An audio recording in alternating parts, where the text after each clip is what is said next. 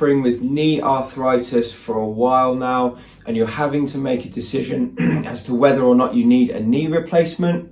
Well, first of all, if you are, I'm very sorry to hear that, and hopefully this video can help. My name is Harlow and I'm the Over-Fifties specialist physio here at HT Physio in Farnham. And today we're going to be talking about the 5 signs that I look for which can help my clients make a decision as to whether or not they need a total knee replacement. Now, before we dive into the content of this video, please do consider liking the video and subscribing to the channel, because it really helps me to reach more people and you'll be the first to hear about new videos when they come about. But let's talk about the knee replacement signs. So lots of clients come to me with knee arthritis. Maybe they've seen their GP and the GP said they've got arthritis, or maybe they've had an X-ray and it's been confirmed they've got arthritis, or maybe they've seen a consultant and the consultant says, well, you could have it done, let me know what you want to do and we can put you on the list if so. So a lot of these people are in the decision-making process, really, trying to work out whether or not a knee replacement is a good idea. And a knee replacement is a very significant surgery. It's not a decision that should be taken lightly. And there are a lot of factors that go into this decision. So there are a number of things that you need to consider. We won't be covering all of those things today, but what I'm going to tell you about are the 5 signs I look for that suggest the problem might not be fixable with physiotherapy and that a knee replacement could be the best way to go. So first of all, if you haven't already, you should certainly go and get checked out by a physiotherapist or a doctor and have an X-ray done. If you're considering this, you need all the information at hand before you make a decision. So what we're going to do is we're going to assume that the person in question has had an X-ray, they have arthritis, and they're trying to make a decision. So the first sign and symptom I would look for to help us make a decision is whether or not the knee is consistently giving way.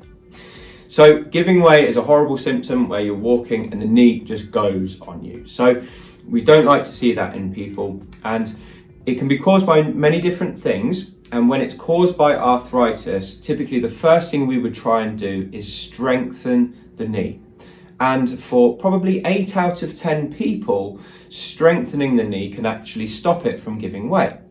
However, there's going to be 2 out of 10 where even though they've got quite a strong knee, it still gives way. And the reason it does this is that the body or the brain is identifying a problem in the knee. It momentarily decides that something's not right, so it shuts the muscles down. Then your knee gives way and then it will suddenly switch the muscles back on again. So it's almost like the body malfunctions a little bit. And if this isn't just happening because the muscles have got a bit weak and strengthening fixes it, if the strengthening doesn't work and the knee is still giving way, then because it's such a debilitating symptom, we often tell that person that, they might be on the way to a knee replacement. Now, the second knee replacement sign that we're going to be talking about today is pain at rest. So when you've got knee arthritis, the common thing to get is pain when you're walking, pain when you're on stairs, and pain when you're having to, stand around for quite a long time. So that can happen in both mild and moderate arthritis, and typically that kind of thing responds quite well to physio. Now, when arthritis gets to a certain point, it can actually start to cause pain at rest, okay? And this is not a good symptom. This is not something that's very pleasant for the person suffering it. Obviously, if you just have pain when you're walking, you can stop for a bit and the pain should go. But if you've got pain at rest, then typically that indicates that the joint is quite badly deteriorated and you might need to consider a knee replacement.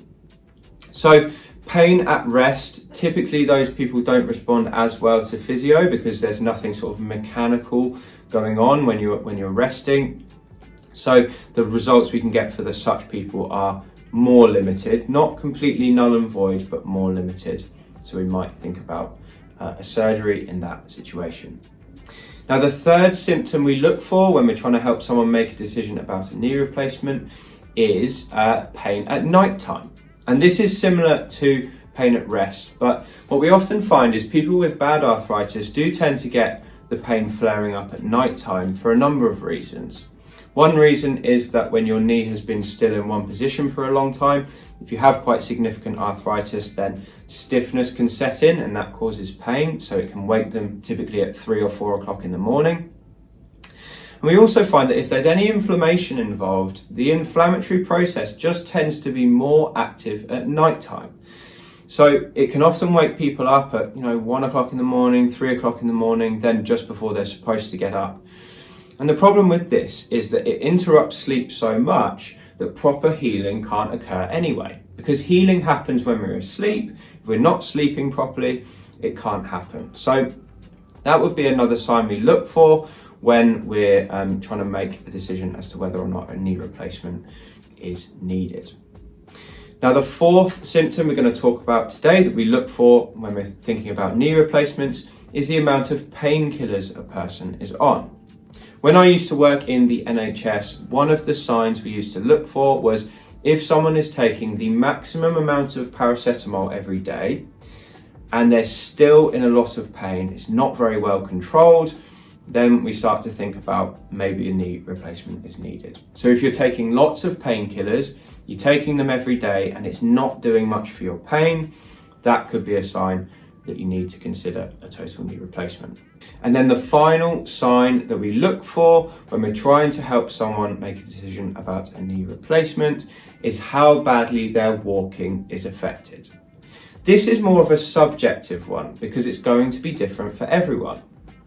And let's say that you are just someone who doesn't do too much in a day. You just like to walk from your house to the shops, which is 200 yards and back, okay? Now, if you can do that walk quite happily, you can't walk 5 miles, but you can walk the 200 yards to the shops and back. We might say, do you know what, if you're still happy to do all your normal things, so your normal walk to the shops and back each day, it's not causing you too much pain, you might be better just carrying on, with physiotherapy and with other measures. But if that walk suddenly becomes difficult and you can't do that walk anymore, then that's when we'd be thinking, do you know what, maybe you need a surgical intervention.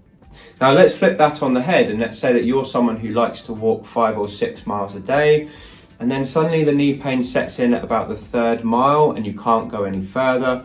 Then for you, the threshold to have a knee replacement might actually be a little bit sooner. So you might think, do you know what, I can't do my 5 miles anymore, I've had to cut it in half, and for me that's really affecting my quality of life, which would be fair enough. So if your walking is badly affected, you've tried physiotherapy and it's not worked, then again you might be a candidate for getting an opinion about a total knee replacement. So those are the 5 signs I look for. The 5 signs again are pain at rest, pain at night time, knee giving way, taking the maximum dose of painkillers, and your walking becoming so limited that it affects your quality of life. Obviously, there are a number of other things that come into it. There are hundreds of personal factors that you'd have to take into account, including how well you usually heal from things, how safe you are with anaesthetic, your age, what you actually want to do afterwards, how you're going to be cared for after the operation. All of these things also need to be thought about. But from a physiotherapy point of view, those 5 things are the things we look for. Anyway, that's all I've got for you today. Thank you very much for your time. If you would like to get more tips and strategies and just general health information to keep you as fit and mobile as possible after 50, you can pick up a copy of my book. It's called Thriving Beyond 50 and you can grab it on Amazon using the link below this video. But that's all I've got for you today. Thank you very much for watching. Do please leave me a comment below because I read and reply to all of them. And I look forward to speaking to you on the next video.